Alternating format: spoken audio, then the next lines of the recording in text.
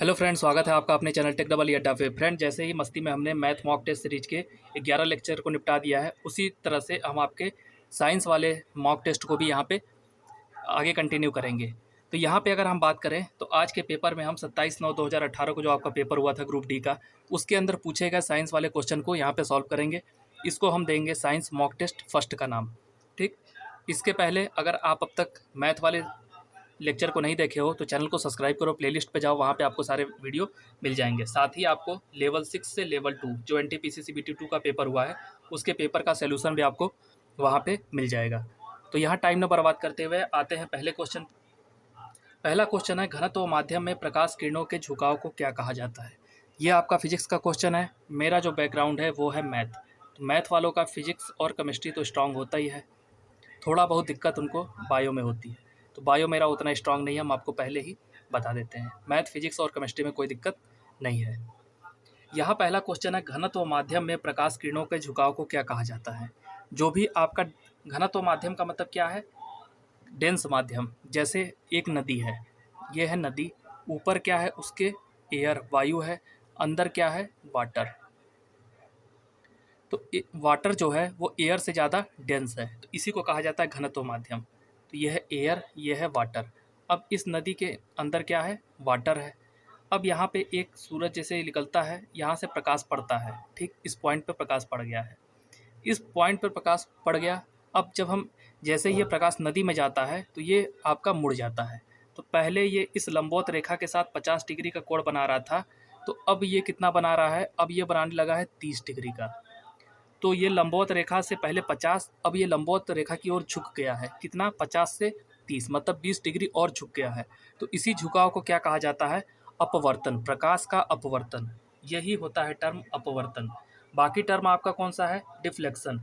तो देखिए TCS वाले डायरेक्ट इंग्लिश वाले वर्ड को ही हिंदी में लिख दे रहे हैं। डिफ्लेक्शन का वैसे हिंदी क्या होता है, परावर्तन। परावर्तन, परावर्तन आपका क्या होता है, देखिए परावर्तन का मतलब क्या है, एक आपकी ये है एयर है और नीचे आपका सॉलिड है। ठीक, दो माध्यम हो गया। अब यहाँ पे एक प्रकाश पड़ता है। ठीक, ये लंबवत रेखा है, प्रकाश पड़ा, यहाँ से आया, लेकिन अब ये नीचे ना जाके उसी माध्यम में दोबारा लौट गया। इम्पॉर्टेंट है, उसी माध्यम में लौटना चाहिए, ज़रूरी नहीं है कि जिस रास्ते पे आया है उसी रास्ते पे लौट जाए, ऐसा कोई कंडीशन नहीं है। लेकिन माध्यम क्या होना चाहिए, सेम होना चाहिए। तो इसको कहा जाता है परावर्तन, प्रकाश का परावर्तन। प्रकाश यहाँ से आया और दोबारा उसी माध्यम में लौट गया। एयर माध्यम था पहले आने का भी, एयर माध्यम है उसके जाने का भी, इसको कहा जाता है परावर्तन। इससे आपके क्वेश्चन एक आते हैं ऑप्टिकल फाइबर का। ऑप्टिकल फाइबर पूछता है किस प्रिंसिपल पे काम करता है। तो ऑप्टिकल फाइबर जो होता है पूर्ण आंतरिक परावर्तन पे काम करता है। अब तक आप याद किए होंगे, आज आपको कॉन्सेप्ट ही बताते हैं। परावर्तन आपको समझ में आ गया। अब ऑप्टिकल फाइबर में जो भी सिग्नल होता है, इन्फॉर्मेशन होता है, उसको हम एक प्रकाश के रूप में भेजते हैं। तो प्रकाश के रूप में जब यहाँ पे भेजे, फिर इसके बाद ये टकरा के यहाँ आता है, फिर इसके बाद यहाँ जाता है, फिर यहाँ जाता है। इसी तरह से ये इन्फॉर्मेशन आगे कैरी करता है। तो यहाँ पे क्या हुआ है, देखिए माध्यम क्या इसका चेंज हुआ है, प्रकाश का नहीं। टकराने के बाद वो अपना रास्ता बस बदल लिया है, माध्यम वही है। तो प्रकाश का क्या हो रहा है, यहाँ पे परावर्तन ठीक कंटिन्यू हो रहा है। और ये क्या है, ऑप्टिकल फाइबर के अंदर ही होता है, ऑप्टिकल फाइबर के अंदर ही हो रहा है, इसलिए इसको कहा जाता है आंतरिक परावर्तन। और जितना भी प्रकाश है पूरा का पूरा परावर्तित होकर एक छोर से दूसरे छोर तक चला जाता है, इसीलिए इसको कहा जाता है पूर्ण आंतरिक परावर्तन। ठीक, अब आपको समझ में आ गया होगा परावर्तन क्या होता है। इसके बाद है एक प्रसार, प्रतिबिंब। प्रतिबिंब प्रकाश माध्यम में तो बनता ही नहीं है, तो इसका कोई टर्म का यूज ही नहीं है। प्रसार क्या होता है, ये होता है विसरण, विक्षेपण जिसको कहा जाता है।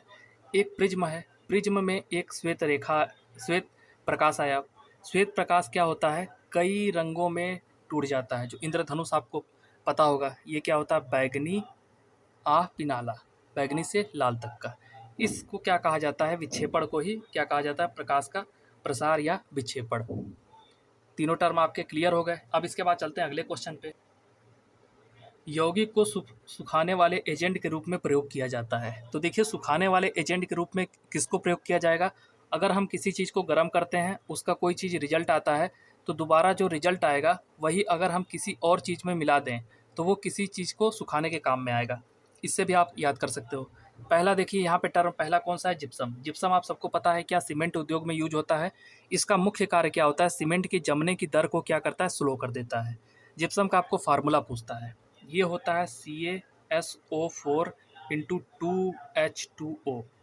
ये फार्मूला आपके लिए इंपॉर्टेंट है, जिप्सम का फार्मूला, और इसका कार्य हमने आपको बता दिया है, सीमेंट की जमने की दर को कम करता है। कैल्शियम कार्बाइड CaC2 होता है, CaC2 होता है calcium carbide. Calcium oxide, calcium oxide आपको दिया है, ये क्या सुखाने वाले एजेंट को रूप में काम करता है। अभी हम आपको क्या बताए थे, देखिए जो चूना होता है, चूना का क्या होता है, कैल्शियम कार्बाइड। कैल्शियम कार्बाइड नहीं, कैल्शियम कार्बोनेट होता है। कैल्शियम कार्बोनेट का फार्मूला क्या होता है, CaCO3। CaCO3 को जब हम गर्म करते हैं, तो हमें मिलता है CaO प्लस CO2।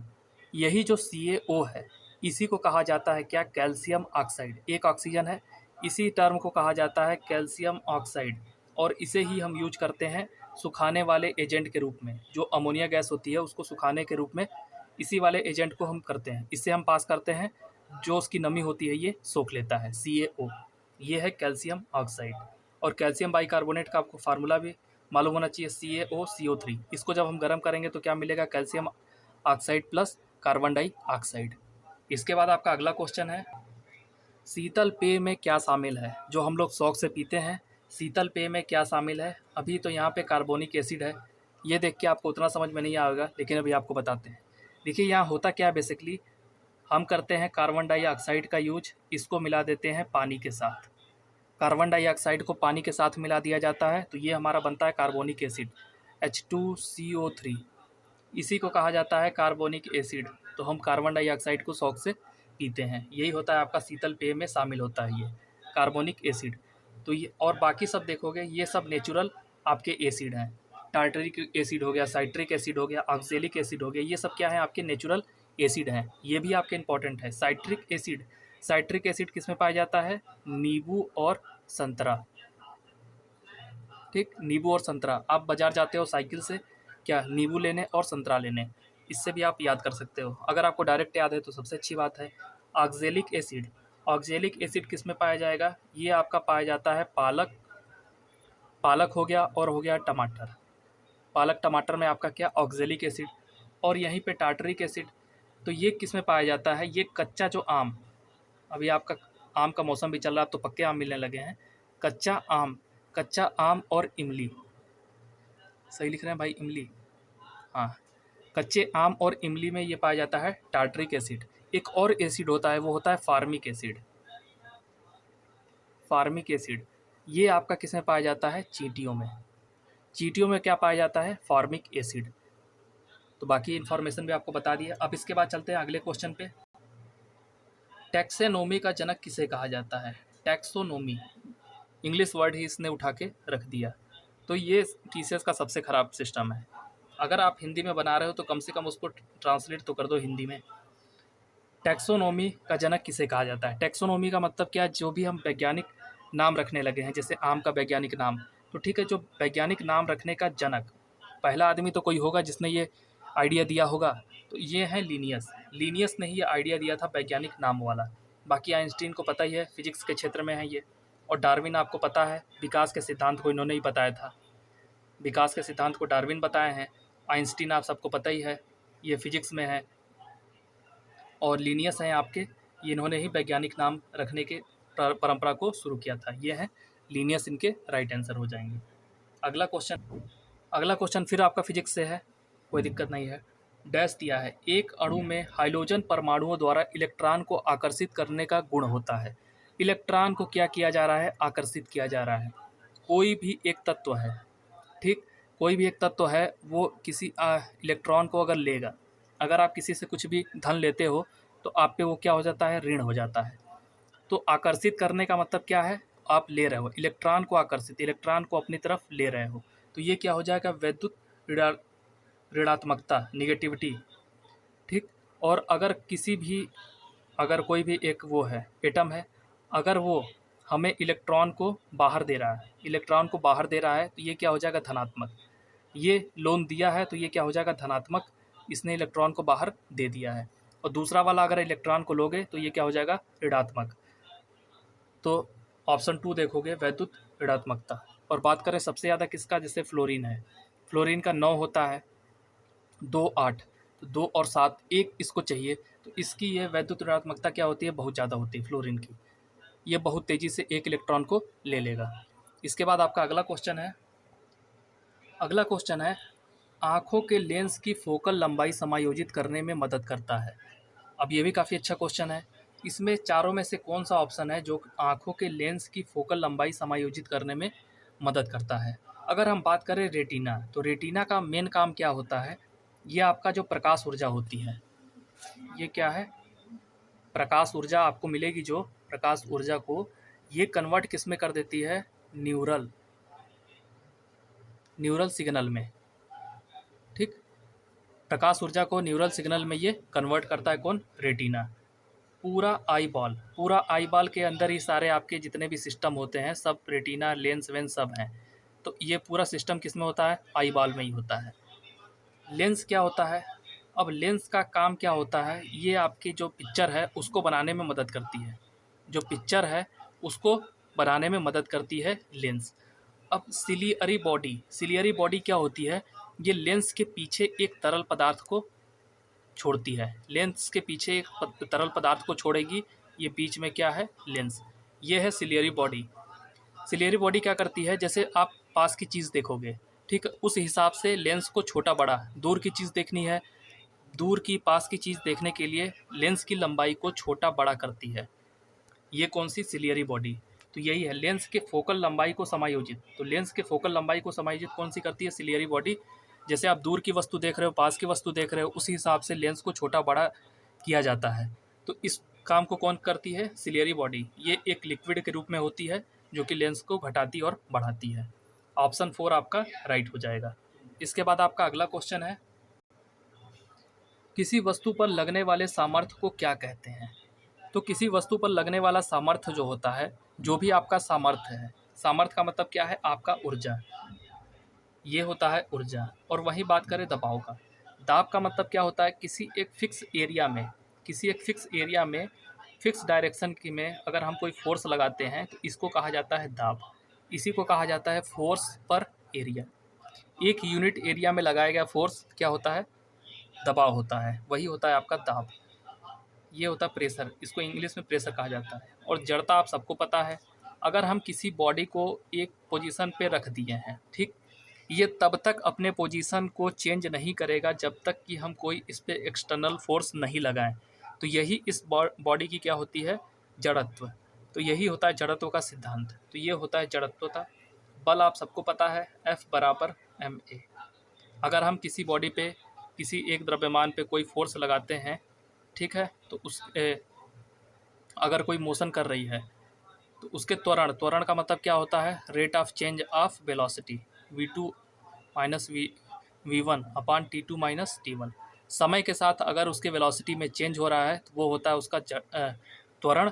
और त्वरण में द्रव्यमान का गुणा करते हैं तो वो उसके फोर्स को इंडिकेट करता है कि उस बॉडी पे कितना फोर्स लगाया गया है। F बराबर ma। अब इसके बाद आपका अगला क्वेश्चन है, अगला क्वेश्चन भी आपसे आ गया है। तो देखिए ग्रुप डी में इजी क्वेश्चन भी आते हैं। देखिए ग्रुप डी में क्या होता है, क्वेश्चन का पैटर्न इजी होगा या तो मॉडरेट होगा, बहुत टफ तो नहीं होगा। अगर मान लीजिए कोई कंडीशन में 1-2 सेट वाले पेपर में आपके पेपर टफ भी आते हैं तो वहाँ पे आपको नंबर भी मिलता है नॉर्मलाइज का। यदि कोई व्यक्ति 50 न्यूटन का बल सहित 10 मीटर की दूरी एक ट्रॉली को खींचता है तो उसके द्वारा किया गया कार्य क्या होगा। तो कार्य क्या होता है, टोटल कार्य जो होता है, टोटल आप बल लगा के उस वस्तु को कितनी दूर ले गए हैं, यही आपका कार्य होता है।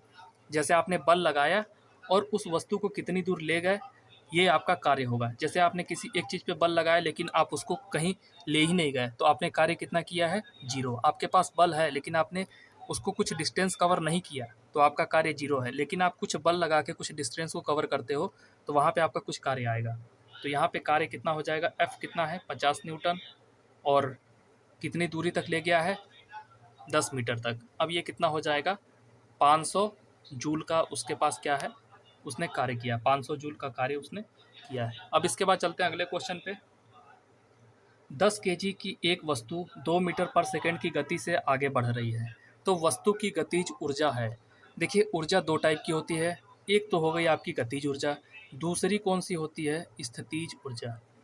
ठीक, तो पहले क्वेश्चन को सॉल्व करते हैं, उसके बाद आपको स्थितिज ऊर्जा का फार्मूला बताते हैं। यहाँ पे गतिज ऊर्जा पूछा है, गतिज ऊर्जा क्या होता है, half M into V square. M क्या उसका द्रव्यमान है, द्रव्यमान कितना दिया रखा है 10 केजी, तो हाफ इंटू द्रव्यमान कितना है 10 केजी इंटू वी कितना है, वेलोसिटी कितना दिया है 2 मीटर पर सेकेंड, तो यहाँ पे रखो 2, 2 का स्क्वायर कर दो, 2 से 1 स्क्वायर कट जाएगा, ये बचेगा आपका 20 जूल। तो यह आपका आंसर आ गया 20 जूल। अब यहाँ पे स्थितिज ऊर्जा, वस्तु स्थितिज ऊर्जा क्या है, जैसे वस्तु कोई पहाड़ पे रखी गई है यहाँ पे, ठीक, तो इसकी हाइट ज़मीन से कितनी है, एच हाइट है, और आपका गुरुत्वीय जी क्या होता है, ग्रेविटेशनल फोर्स होता है वो जी है, और प्लस वस्तु का क्या है, द्रव्यमान है। तो इसका स्थितिज ऊर्जा होता है एम इंटू जी इंटू एच, एम इंटू जी इंटू एच, एम द्रव्यमान है, ग्रेविटेशनल फोर्स जी है, और एच क्या है, ऊंचाई है।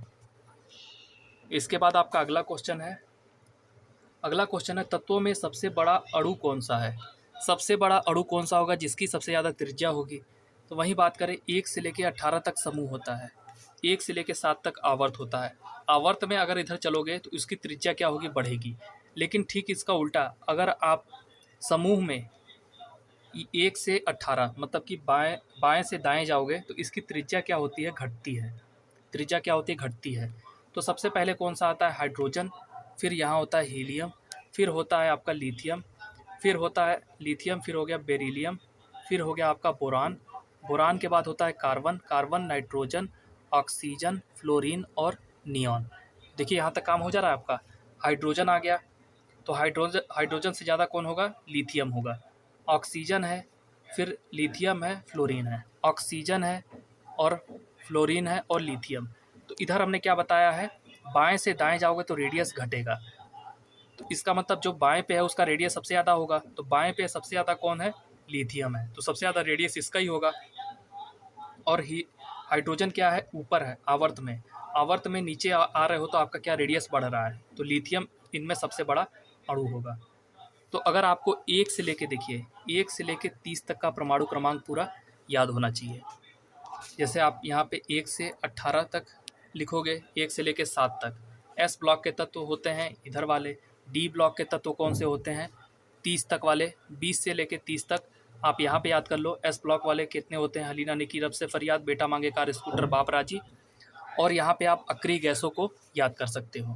तो ये इतना चीज़ आपके लिए इंपॉर्टेंट होता है। जैसे अक्रिय गैस पहला कौन सा होता है, हाइड्रोजन हो गया, फिर हीलियम हो गया, फिर हो गया आर्गन, फिर आर्गन के बाद होता है आपका हाइड्रोजन, हाइड्रोजन के बाद फिर होगा आपका नियॉन, एक मिनट, हाइड्रोजन के बाद होगा नियॉन, नियॉन के बाद होगा आपका आर्गन, आर्गन के बाद होता है आपका क्रिप्टॉन, क्रिप्टॉन के बाद होता है जिनॉन, फिर होता है रेडॉन, फिर होता है UUG, फिर होता है OG। ये आपके अक्रिय गैस हैं। अक्रिय गैसों की आपको नंबरिंग भी याद होनी चाहिए, पहले नंबर पे हीलियम, दूसरा, फिर तीसरा, फिर चौथा, फिर पाँचवा, फिर छठवां, फिर सातवां, फिर आठवां। ठीक, और इसी तरह से आपको 1 से लेकर 30 तक आवर्त सारणी के पूरे परमाणु क्रमांक भी याद होने चाहिए। जैसे आपका पहला, अभी आपको हम रिवाइज करा देते हैं, जिनको भी थोड़ा डाउट हो वो यहाँ पे रिवाइज कर सकते हैं। जैसे पहला कौन सा हो गया, हाइड्रोजन हो गया, फिर हो गया आपका हीलियम, ये अक्रिय गैस है, 18वें नंबर पे है। ठीक, तो अभी हम डायरेक्ट आपको सिर्फ परमाणु संख्या लिख रहे हैं 1 से लेके आपके 30 तक का। ये 1 हो गया, ये 2 हो गया, hydrogen, helium, lithium, beryllium, beryllium के बाद हो गया आपका boron, carbon, nitrogen, oxygen, fluorine, neon. फिर इसके बाद होता है आपका sodium, magnesium, aluminium, silicon, phosphorus, sulphur, sulphur के बाद होता है क्लोरीन, क्लोरीन के बाद होता है आर्गन, आर्गन के बाद फिर होगा आपका पोटेशियम, फिर होता है कैल्शियम। ये एस ब्लॉक वाले तत्व हैं। और इसके बाद अभी हम जो लिखेंगे ये आपके डी ब्लॉक वाले तत्व हो जाएंगे, डी ब्लॉक वाले तत्व हो जाएंगे। ठीक, डी ब्लॉक वाले तत्व आपके कहाँ से स्टार्ट 20 से लेकर 30 तक के लिए आपका इंपॉर्टेंट है, क्योंकि ये डेली लाइफ में यूज होते हैं। तो इसका हो गया स्कैडियम, फिर होता है टाइटेनियम, फिर होता है वेनेडियम, फिर होता है क्रोमियम, फिर होता है मैग्नीन। मैग्नीन के बाद होता है आपका आयरन, आयरन के बाद होता है आयरन कोबाल्ट, फिर होता है आपका निकिल, फिर होता है आपका कॉपर, फिर होता है आपका जिंक। तो आयरन का कितना होता है 26, ये देखिए यहाँ से होगा 20, 20, 21, 22, 23, 24, टाइटेनियम, एक कोई छूट गया है भाई, स्कैडियम, टाइटेनियम, वेनेडियम, क्रोमियम, मैग्नीज, एक कोई मिसिंग हो गया है, 1 2 3 4 5, सही तो है भाई। कैल्शियम का होता है 20 भाई, 21, 22, 23, 24, 25। फिर आयरन का कितना होता है 26, 27, 28, 29, 30। तो आपको कम से कम 1 से लेकर 30 तक का पूरा परमाणु क्रमांक याद होना चाहिए। इसके बाद अगले क्वेश्चन पे चलते। अगला क्वेश्चन है, आवर्त सारणी के अवधि 4 में निम्न में से कौन सा निष्क्रिय गैस रखा गया है। अभी हमने आपको बताया था आवर्त सारणी के 18वें में आपके निष्क्रिय गैस आते हैं। पहले पे कौन सा होता है, हाइड्रोजन, हीलियम, फिर नियॉन, फिर होता है आर्गन, फिर होता है आपका क्रिप्टॉन, क्रिप्टॉन के बाद जिनॉन, फिर होता है रेडॉन, फिर UUG, फिर होता है OG। पहले, दूसरे, तीसरे, चौथे, पाँचवें, छठवें, सातवें, आठवें। आपसे कौन सा पूछा है, चौथे नंबर पे कौन सा होता है। चौथे नंबर पे कौन सा है, KR, क्रिप्टॉन हो गया। और यही आर्गन पूछेगा तो ये हो जाएगा तीसरे नंबर पे, और आपका जेनॉन पूछेगा तो ये किस पे हो जाएगा, 5वें नंबर पे, और रेडॉन पूछेगा तो किस पे हो जाएगा आपका 6वें नंबर पे। ठीक, तो आवर्त सारणी से आपके काफ़ी क्वेश्चन आते हैं। इसको अगर आप एक बार 1 से लेकर देखो, 1 से लेकर 30 तक आपको याद करना है, ज़्यादा आपको दिमाग नहीं लगाना है। 1 से लेकर 30 तक एस ब्लॉक में कौन से तत्व होते हैं, डी ब्लॉक में कौन से तत्व होते हैं, और एक बार आखिरी गैस को आप याद कर लो। इसके बाद अगला क्वेश्चन है, अगला क्वेश्चन है आपका फिजिक्स से, 1 किलो वाट आवर बराबर कितना जूल होगा। अब देखिए, वाट आवर को जूल में कन्वर्ट करना है, उसके पहले आपको बताते हैं 1 वाट सेकेंड में कितना होता है, 1 जूल होता है। 1 वाट सेकेंड बराबर 1 जूल। तो 1 वाट को किलो वाट में बनाने के लिए क्या करना पड़ेगा, 10 के घात 3 से गुणा करना पड़ेगा। तो ये वाट बन गया। फिर अब ये तो वाट आ गया, सेकेंड है, सेकेंड को क्या करना है हमको, आवर में चेंज। तो 1 घंटे में कितने सेकेंड होता है, 3600 सेकेंड। 3600 सेकेंड हो गया, तो ये किस में हो गया, किलो वाट आवर। इसको आप कितना जूल लिख सकते हो, अब यहाँ पे 36 है तो यहाँ पे 3.6 इंटू 10 के पावर 6 जूल कितना हो गया आपका, 1 किलो वाट आवर बराबर कितना हो गया, 3.6 गुणित 10 के घाते 6 जूल। अब इसके बाद आपका अगला क्वेश्चन है, 1 मिनट, थोड़ा सा आपका कॉन्सेप्ट गड़बड़ हो गया है। आंसर हम सही निकाले हैं, थोड़ा सा आपका कॉन्सेप्ट गड़बड़ हो गया है। देखिए यहाँ पे क्या हमने आपको बताया है, एक वाट सेकेंड बराबर क्या है, 1 वाट सेकेंड बराबर क्या है आपका 1 जूल। 1 वाट सेकेंड बराबर 1 जूल है। अब हम इसको क्या किए, किलो वाट आवर में चेंज किए हैं। तो किलो वाट आवर के लिए क्या करना पड़ेगा, 10 के घाते 3 से गुणा करना पड़ेगा, और सेकेंड को आवर में बदलने के लिए क्या करना पड़ेगा, 3600 से गुणा करना पड़ेगा। तो ये क्या है आपका, वाट सेकेंड में है, ये वाट सेकेंड में है, ये बराबर किसके है, 1 किलो वाट आवर। तो वाट सेकेंड को आप क्या लिख सकते हो, 1 जूल। तो यही है आपका 3.6 इंटू 10 के पावर 6 जूल बराबर क्या है, 1 किलो वाट आवर। इक्वेशन सही लिखे थे, बस थोड़ा सा कॉन्सेप्ट वहाँ पे आपका गड़बड़ हो जाता, तो ये कॉन्सेप्ट भी आप याद रखिएगा। तो आज की वीडियो में इतना ही। ये वीडियो आपको कैसी लगी प्लीज़ कमेंट करके बताइएगा। Thank you for watching this video. अगर अच्छा रिस्पॉन्स रहा इस सीरीज पे तो इसको कंटिन्यू किया जाएगा।